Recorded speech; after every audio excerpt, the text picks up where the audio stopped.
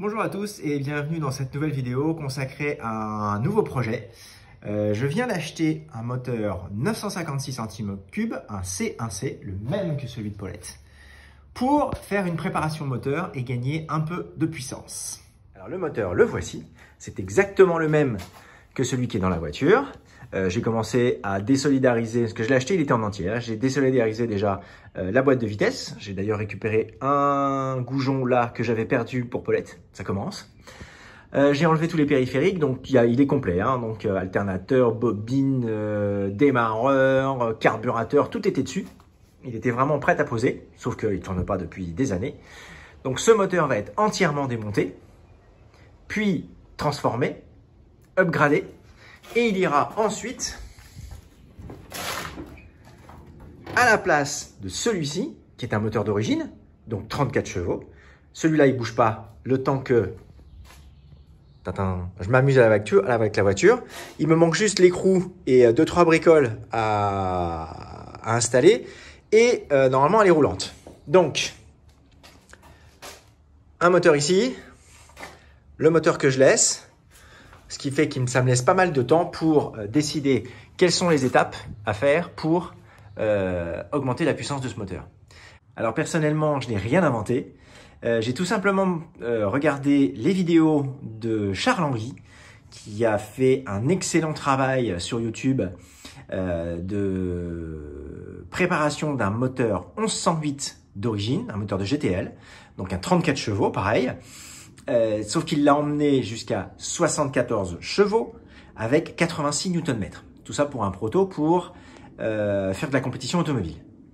Donc on va prendre ce moteur et a priori les choses sont les mêmes. Il y a quelques petites différences, mais on va voir si en suivant ces indications, on peut emmener ce moteur de 34 chevaux à 5000 tours minute, je ne connais pas le nombre de Nm, le plus loin possible. Alors je ne pense pas atteindre les 74 chevaux, mais si j'arrive à gonfler le moteur, bah écoutez, ça me fera plaisir.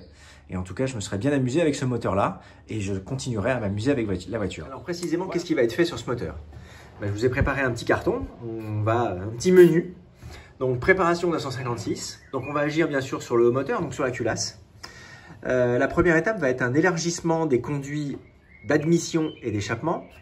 Alors au niveau de l'échappement, on va élargir le conduit pour que les gaz s'échappent mieux, pour que le moteur respire mieux, hein, entre les deux.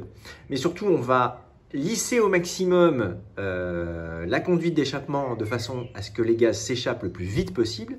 Alors qu'au contraire, à l'admission, on va faire en sorte que les gaz, essence et air, pardon, pas oxygène, hein, de l'air, se mélangent le mieux possible. Donc pour ça, on va donner à l'admission un effet balle de golf.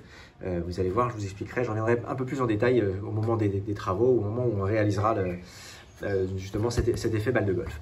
On va optimiser la rampe de culbuteur, vous verrez ça aussi quand on le fera, et on va surtout changer l'arbre à cam. Donc l'arbre à cam de la Savane est pourtant un arbre à cam assez performant, mais Made for Elle a ressorti plutôt un arbre à cam de R5 coupe, et ça devrait mieux fonctionner. Et on va surfacer la culasse. Ça, je le ferai faire par un professionnel parce que je ne me sens pas trop de le faire moi-même. Bien sûr, on agira sur la carburation. On va passer d'un diamètre 28, le Zénith 28 va être remplacé par un Zénith 32 avec le collecteur d'échappement, le collecteur d'admission et l'allumage, bien sûr, parce que ça ne marchera pas sinon. Je pense d'ailleurs que ce sera un allumage 1, 2, 3 ignition. Ça vaut des sous, mais bon, ça vaut peut-être le coup, hein, vu ce qu'on va faire dessus. Et enfin, alors ça va être le truc le plus touchy. On va agir sur le bas moteur. C'est là où on peut tout flinguer. Remarquez, là où aussi on peut tout flinguer, mais là on risque vraiment de flinguer des trucs. Donc on va agir sur le vilebrequin qu'on va alléger et équilibrer. Les pistons et les bielles vont être allégés et équilibrés. Et puis on en profitera bien sûr pour la révision de tous les organes du moteur, la pompe à eau, la pompe à essence, on révisera l'alternateur, on révisera le démarreur, on révisera le circuit d'huile, la pompe, est-ce qu'elle fonctionne bien, la chaîne de distrib, bien sûr on la change, on la fait à neuf. On révisera aussi la boîte de vitesse si on garde celle-ci ou si on en met une autre. L'avantage de la boîte de la Savane, c'est que je crois que ce sont des rapports assez courts, donc c'est plutôt sympa pour rentrer dans les tours. Voilà, donc je pense que ça c'est en gros, voilà, ce seront plutôt des entrées de chapitre et il va falloir développer du texte à l'intérieur de toutes ces choses. Mais je pense qu'on va avoir de quoi s'amuser Et puis j'attends toujours ma livraison. Normalement j'ai reçu un mail, elle devrait arriver demain. Donc demain samedi. Donc on va faire 2-3 bricoles. Et puis on ira faire un essai sur mon petit chemin. On conduira doucement dans l'allée. Voilà. Oui, il y a du taf. Hein. Alors je vous dis à bientôt. Je filmerai le maximum de choses pour que vous puissiez assister à la préparation de ce moteur. La nouvelle chaîne YouTube que j'ai ouverte exprès pour ça est déjà ouverte. La playlist est déjà créée, donc c'est la playlist prépa moteur ou performant, je ne sais pas encore. Et dessus, je rajouterai quasiment tous les jours une petite vidéo sur les anciennes saisons, la saison 1 et la saison 2. La saison 3 va bientôt commencer puisque je vais attaquer le train arrière. Voilà, j'espère que ça vous plaira. Et donc, écoutez, si ça vous plaît, suivez l'aventure. Ciao!